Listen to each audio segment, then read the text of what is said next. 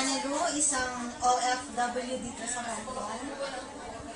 In-encourage po ako ni Ate Cora na subukang gumamit ng Santi Barley dahil po sa aking nararamdamang pasa-pasa sa katawan.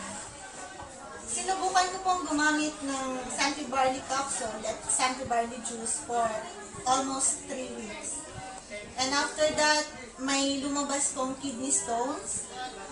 Ito po yung ebidensya.